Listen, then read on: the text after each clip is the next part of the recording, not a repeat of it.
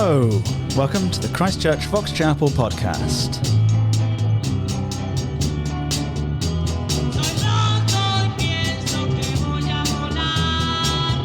It's the fastest growing conservative, evangelical, charismatic, Anglican podcast in the entire Fox Chapel area. I'm joined today by a foolish piece of scum. Wow, thank you. It's nice to see you too. To use the words of Scripture. A foolish Yeah, I think I've never been introduced that way before. I have actually introduced myself that way. Someone said a little while ago, what should I call you? You Father Alex or whatever. I said, well, I prefer we stick to biblical titles. And they said, well, give me an example. I said, well, fool, scum. They're all here in 1 Corinthians Rubbish. chapter 4. Rubbish. That's there's the kind of sort of slave language, I guess, the under rower. Scum of the world. Yeah, there's a lot of strange language which we can look at together, and I think it's really instructive that here, as Paul talks about the ministry of ministry, and he describes words that would be appropriate to use as titles for us or images of what we do as pastors. They're not exactly flattering. No. Yeah. So this is how you should regard us, verse 1, as servants of Christ and stewards of the mysteries of God. The word steward is oikonomos, meaning household regulators. Or? Yeah, that's right. Yeah, household and law. It's a kind of servant, overseer of the house. Yeah, administrator of the household. I guess like maybe the chief butler or something like that in Downton Abbey. Cool. Do you know that I'm actually going to do that when Sam grows up? He said that he's going to be Batman when he grows up, and you get to be Alfred. So I said I'd be Alfred for him. Alfred is the perfect image, I think, of what this word is like. Yeah, it's perfect. And it's the second time today Michael Caine came up in conversation. Ah, man, can't get enough of him. He was only 3 years old. 3 years old. Mr. Wayne. Yeah. Everyone has a bad Michael Caine impersonation they can do. Yes. He was only 3 years old. Those were the two interview questions when I came to work here. What is the gospel and what's your Michael Caine impression? I nailed the second one. That's right. All right. Where were we? Servants of Christ. That word there, stewards, is the huperetes, which was the below deck rower of a military trireme. It's quite specific. It's like the galley slave. Yeah, I don't think this was a high end guy. I'm a galley slave of the Lord. Yeah. Wow. So a subordinate rower is what it literally says, which is kind of cool. Huh. A galley slave, I think, is a good one. And, as I read on through, I think there's a couple of others near the end that I think some of these words come up against. Like in verse 11, we hunger, we thirst, we're poorly dressed. I'm wearing a barber sweater. I feel... Yeah, you're well dressed. I feel overdressed for the job. And buffeted and homeless. And we labour working with our own hands. So this is... Oh, yeah, and he says in verse 10, we are fools for Christ's sake, but you are wise in Christ. These are not showy images, are they? Oh, there's that wisdom word again. Yeah, you picked up on that, didn't you? It's all over. Like that you just mentioned at the end of chapter 3. If anyone among you thinks he's wise, this is chapter 3, verse 18, let him become a fool that he may become wise. And I think that it would almost be a fun translation to alternate between wise, like wise, you use the word wise to refer to godly wisdom and the word clever to refer to worldly wisdom. So it would be like, if anyone among you thinks that he's clever in this age, let him become a fool that he may become wise. Yeah.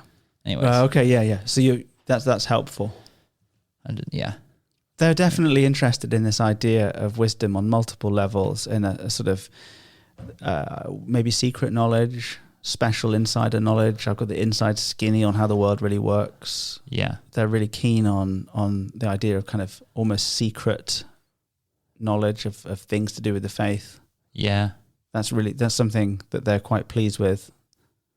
Yeah, they like to have the extra corner. Yeah, like we know the Bible code. We know those guys at the party who are always like show offs about talking stuff always have the inside know. Right. Yeah, I know it all. Yeah. And actually, as he keeps talking about the cross as well as talking about wisdom. And do you know the cross? Do you know Jesus? Do you know that he died for you? Do you know the gospel? Because that's going to be a lot more important than, for instance, having some sort of strange Dan Brown idea about knowing where the Grail is buried inside of such and such a catacomb or whatever. Like, oh, great, fantastic, good TV. Yeah. Do you know Jesus? Yeah. Oh my gosh. Yeah. Yeah, it's a really interesting picture because he says, when reviled we bless, when persecuted we endure. That's verse 12. When slandered we entreat. That's lovely. And then he says, we've become and are still like the scum of the world, the refuse of all things. You said the rubbish, didn't you? Yeah, refuse is even worse than rubbish, though, isn't it? I think it is. So the scum is... what's that? What's that word? The scouring off scrapings of a like a soup pot, kind of like a gelatinous... Oh, yeah. Goop that's stuck in the sinkhole. That nasty stuff that comes up. Slime. Yeah, the slimy... gross stuff. Yeah. I think the stuff that Jamie Oliver, the chef, says is actually really good for flavour, but it doesn't look very nice. Kind of just the leftover burnt bits in the bottom of the bowl. Yeah. I was actually scraping off real 30-year-old silicone from a shower. Oh, yeah, that'll be it. This morning, and there was lots of scum and a couple of dead stink bugs in there as well. But your refuse is not the word I think we thought it was, but it's an off-scouring, what is wiped off, the dirt rubbed off, the scrapings. And interestingly, the Athenians, in order to avert public calamities, yearly threw a criminal into the sea. And that's what he was known as. Is the refuse? Yeah. Every year they threw a criminal into the sea? Presumably not the same guy. Yeah. Oh, wow. Just to put some fear into the people? As an offering to Poseidon. You have the most interesting. Is this a Bible dictionary that you're? This is just the little thing. I have the Strong's version of the ESV, so I can just hover my mouse over any word and it'll tell you. I gotta get that. It's cool. It's only $10. Is it? Yeah. What? Yeah, on Olive Tree. Oh man! All right. Well, there it is. I'm doing it. Do you know how much budget we have left for that? $500. You should order that. Oh really? Yeah. Hey man, that's great.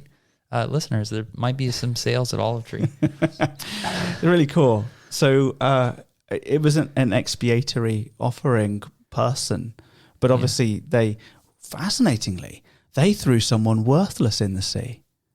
But our expiation was the King of Kings. Yeah.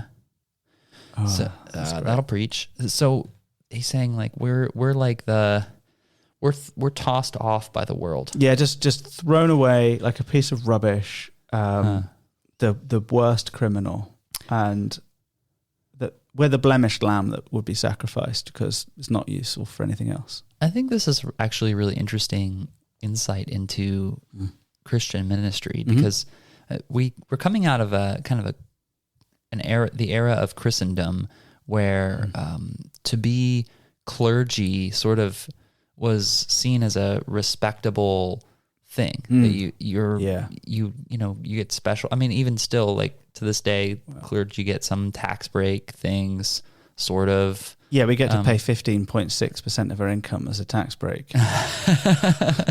Yeah, I'm just not seeing it. Yeah, it's not very helpful. We do get free parking at Mercy Hospital, though. Oh, that's true. There it is. Woohoo! But it used to be a thing, and I think that I've heard people pastors complaining I don't get the respect that I used to get or something like that, and at least biblically speaking, that's being like Yeah. touted with respect is not part of the job. No, that's an anomaly. Yeah. I think maybe in the 80s, we were the butt of the joke. And now they're not making the jokes about us anymore because we're just irrelevant. Yeah. Actually. Like, I think, like, growing up, all the TV shows, whenever the vicar came on, like, he was basically like a bumbling joke, right? He would be people would be laughing at him. He'd be dressed stupid. He'd look awful, would speak nonsense. It was a sort of simpering character, harmless. And impotent. Yeah, impotent, definitely, yeah. Or just like, think of all the Monty Python stuff, like, you know, the Spanish Inquisition and all of that. It was just like, they were ridiculous. But now, I don't think they're making jokes about us anymore because who cares? Yeah, nobody knows. But yeah, it's suffering and being maltreated is, I guess, part and parcel of what it looks like to lay down your life for others. And what I loved about your sermon at the weekend, a couple of things. I loved about 20 things about it, but the now you're making me uncomfortable. Well, sorry, but what I loved about it was, and naturally, no, it wasn't your sermon. It was the presentation you gave. Sorry, in the meeting bit, was that you said let's be really clear what ministry is, and you described, for example, socializing deliberately in fellowship at coffee on Sunday, and talking to other members of the church as ministry. Oh yeah. And I think it's just good to be really careful that we don't make chapter 4 about ordained Anglican clergy in the 21st century. So true. I think we're talking about anybody with any ministry, which by our bylaws is anybody in the church. And I think our bylaws are biblical. Yeah. I think, okay, he might specifically be talking about apostles here and a few other people with an office in the church, but many of these principles apply to everybody, right? Yeah. Well, we're supposed to imitate. I mean, Paul tells I forget what group to imitate him. That's right as here. He follows Christ. That's in this passage. Oh, it is. Yeah, it's right here. I haven't. And I think actually, interestingly, that's a bit of a slapdown for the Corinthians. So back it up a bit. They had these competitors in the marketplace, these orators and rhetoricians who would stand up and use clever technical devices of speech to win crowds. The one with the more technical repartee would get the biggest crowd and hold them for the longest. And apparently imitation was like rhetoric 101. So when you said, say after me, and everybody repeated it, that was the lowest grade of rhetoric you would teach to a basic student. So when Paul stands up and says, imitate me, this is offensively simplistic. He's doing that. He's like, actually, Paul in this letter is making me, no offense in this, making me think of you a little bit because you have that ability to like, to say rude. No, but everyone's like if it's British. Paul's British. He's British. That's what I'm trying to say. To be devastatingly rude in a way. You're like, oh, that's lovely. And then you go away and you hang on a minute. Wait a second. Did you just call me a baby in Christ? What? Yeah. He's just constantly like doing that. It's so, I think that you have to like, when you understand the context, you realize that he's just like putting all these little jabs in. Right. And he talks about being puffed up, doesn't he? Like, you know, this big swollen head. This is verse 6. And you had the puffer fish image for us in your sermon. Yeah. You know, literally talks about being kind of swollen with pride. Yeah. You may learn by us not to go beyond what is written, that none of you may be puffed up in favor of one against another. That's funny. Kat says that when she goes to the gym with Camille and AK and Becky and lots of people from our church have joined Lorianne West gym actually. Oh yeah. And she says like all of the teenage boys are in there kind of like going in the mirrors and, you know. And I think that's maybe the image here is this idea of, it's actually, the word is actually physio. I think it means to be kind of like stacked, like preening in the mirror. It's like you're wearing like that cut off t-shirt that's like, you really need to put an actual t-shirt on. Like, this is ridiculous. Yeah. Like you're not really there for self-improvement, are you? This is a social hour. Well, and so here's the temptation, right, as Christians, is to have some kind of spiritual success, whatever it could be. Yeah. It could be freedom from a recidivative sin. It could be mastery of some kind of doctrine. Yes. It could be serving in the power of the Holy Spirit in the body and seeing fruit from the ministry that you've been doing, whatever, right? We've got a whole annual meeting with graphs going up. Mm-hmm. And the human sinful condition then is to look at all this stuff and go, wow, we're awesome. And to get puffed up, to go to the mirror and start flexing, saying, "Whoa, look at me." And the danger of that is, he says in verse 6, is that you actually get puffed up in favor of one against another. It's a very competitive thing. Pride, and Lewis said this, that pride is essentially competitive. Really? Yeah. That's brilliant. If you like, let's say you're like at you're playing a basketball game and you make a shot, and you see your dad there in the audience and he's proud of you, high school basketball game or whatever. For those of you who played high school basketball, I did not, nor did I ever make baskets when I shot, but only girls play play in metaphor. England. Oh, really? Yeah. Oh, that's cool. Being glad that your parent is proud of you, that's not, or that your parent is delighting in you, that's not pride. Okay. Because you in that moment you don't care about the next guy. But like pride is like if you got 15 baskets and your teammate got 17, you're devastated. Yeah. Because you have to be the best person on the team. And you would rather him have the flu and be sick and not make any baskets. So like that's pride. Have you watched Ted Lasso at all? No.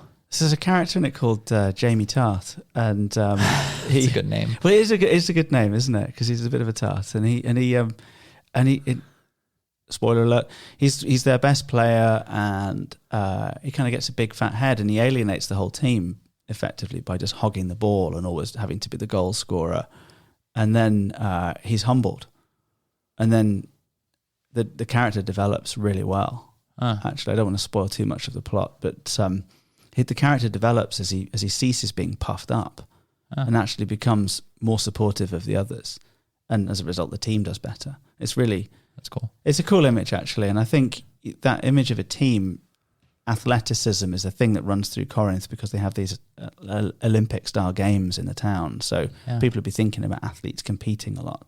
And he's saying in the church, this sort of competitive idea of showing off is actually linked to the more serious Christian problem of judgmentalism. Because when you're comparing yourself to others favorably, really what you're doing is you're judging others unfavorably. And that's premature. So he says, let's up to verses 4-5, that kind of area of the letter. He says, it is the Lord who judges me. Therefore, do not pronounce judgment before the Lord comes, who will bring to light the things now hidden in darkness and will disclose the purposes of the heart. So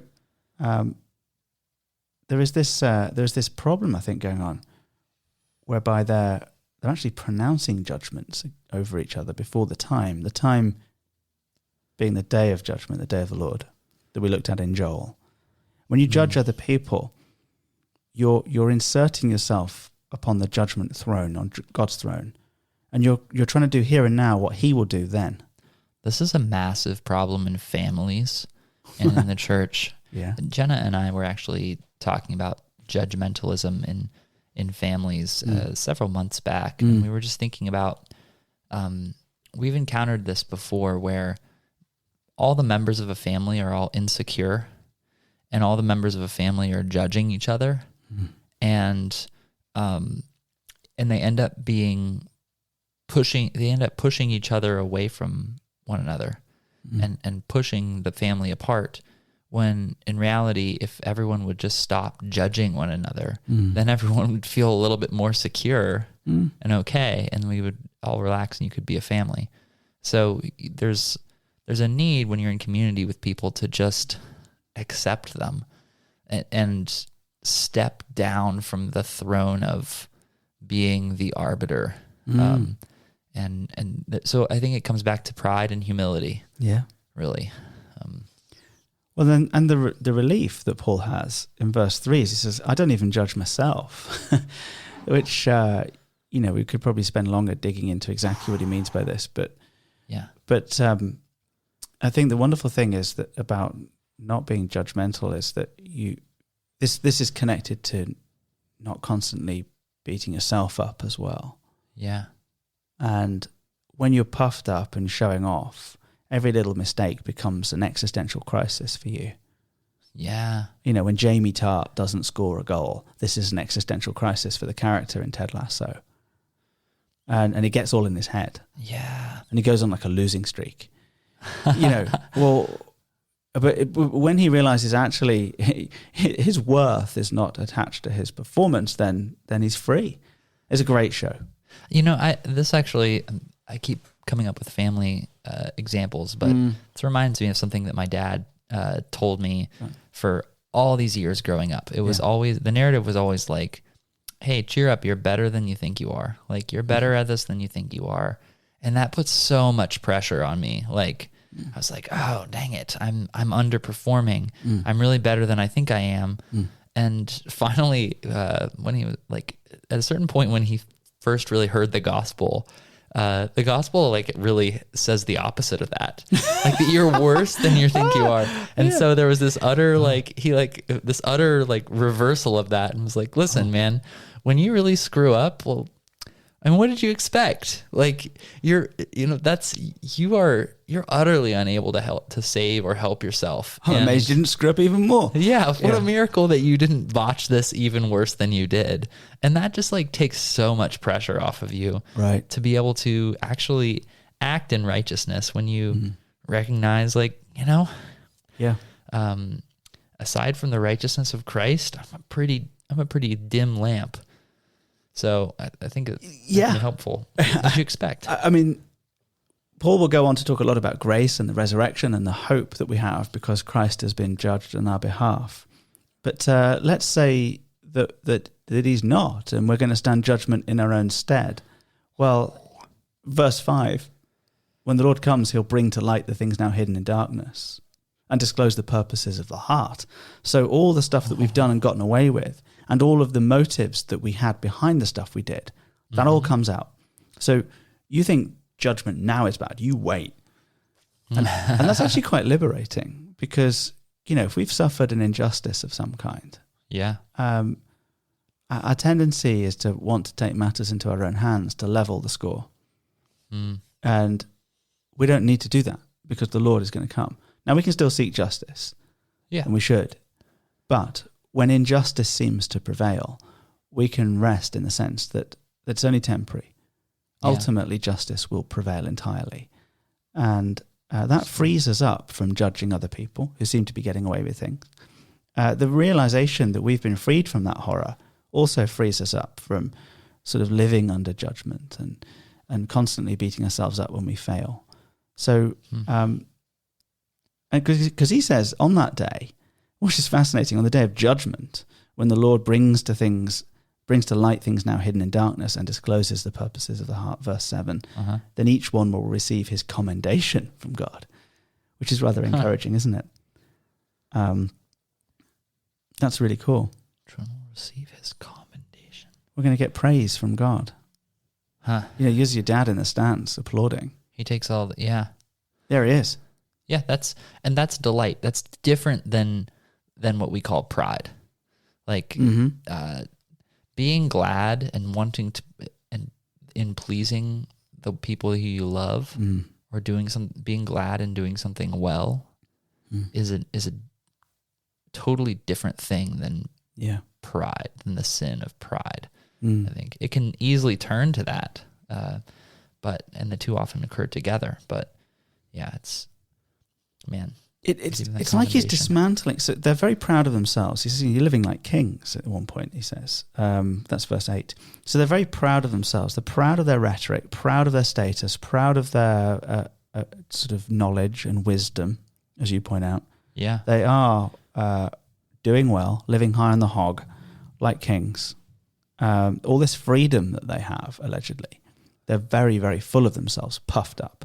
Yeah. This is causing them to compete and live under the misery of constantly having to kind of be ahead of the rest, following the latest trend and being up on everything and being cool. And then at the same time as that's going on, this is leading them into judgment. They are judging each other and looking down on each other and, of course, feeling themselves judged. So for all of their competitive thrusting success, they're actually feeling like failures. That's awful. And he cuts through the whole thing. He says, well, look here, I'm in charge. I'm a scum fool. I'm the slimy scraping of the soup pot that's got stuck in the drain. There's an image for you. And yet also I serve God himself, which is awesome. And what I think is going to happen to me on the day of judgment is a well done. Yeah. So it's just completely annihilating all their categories and messing with everything they stand for. He's totally different. It's funny, as I've noticed it this time around reading 1 Corinthians, that Paul is clearly very frustrated with these people. Like, you can tell he loves them and that they are, I wonder what their original letter was like to him. It must have been infuriating. Oh, you're dead right, yeah. Because they're so proud. And it really, they just don't get it. Like, they're just kind of oblivious to their own hypocrisy. Yeah. And he says, you're absolutely right. I mean, because he concludes in verse 20, the kingdom of God does not consist in talk. So you got the chat. Talk a good talk. Like you got the chat nailed, guys. You can boast and swagger and get in the pub and talk about whatever. Like, I think, I don't know if it's been the case in the US, but in the UK, there's like in every pub in England, this is possibly an over assertion, but I think every pub in England has a bloke in it that, according to himself, was in the special forces. and he usually is near the bar, and usually within about 2 minutes of being in his presence, you'll have discovered that he was in the SAS. He loves to tell you. Yeah. And this is an elite fighting force. I don't believe they've deployed a former serviceman to every pub in the land. Yeah. So some of them, I think, may be lying. Yeah. I mean, your typical elite special forces kind of guy doesn't seem like it jives exactly with your pub crawler, typically. Well, I mean, they do like a good pub crawl, actually. Oh, do they? But right. But I don't think they would make their awesomeness the chief subject of everyone else's night. Yeah. You'd usually find out that they were in the special forces a few moments after you'd upset them. But not before. Yeah. And I think there's this sort of sense here that the Corinthians, they're talking a good talk about everything they know and all this stuff. Where's the power? Because he says it doesn't consist in talk, but in power. And what is the power of God? It's freedom, resurrection, grace, peace, love, like all of those things. Yeah, it's the power to love the unlovable and to bear with one another. That's how you see it here and now. Ultimately, it's the power that overcomes death. But the Corinthians, I think, show their total impotence is the right word. Yeah. By the fact that they don't love one another. They just don't. They're using all this highfalutin religious and spiritual language and trying to sound like they're legitimate, but they don't love one another, so they have no power. Right. I think that's exactly right. That's exactly what's going on. The church is called to stop showing off, love each other a bit more. Yeah. Live out the freedom they have. Stop judging. I love verse 21. What do you wish? This is how I feel like I'm speaking with a preschooler here. Yeah. Shall I come to you with a rod or with a spirit of love and gentleness? Yeah. What's it going to be, Corinthians? Pick one. Pick your choice. Pick the way you're going to go. That's and right. choose very carefully. That's great. I mean, That's a word for anyone who's parenting right now, isn't it? Yeah. Which one do you want? Yeah. It's true. I hope that they chose the latter, but it took them a little while, I guess, if you read 2 Corinthians. Yeah, that's right. they got a second letter. So shows they didn't really take it all on board, but shows that he kind of still loved them. Yeah, that's another story for another day, though. Awesome. Well, this has been a podcast of Christchurch Fox Chapel. We're glad that you join us and listen to this. The letter's going to move on into some really serious subjects about how we live our life. But for now, the good news is that wherever we are, whatever we've done, the grace of God prepares us for the day of judgment. We get to look forward to that. Yep. Cheers. We'll see you very soon. God bless. Thanks for listening. Join us on the podcast. We'd love to have you with us in the studio. We'll see you soon.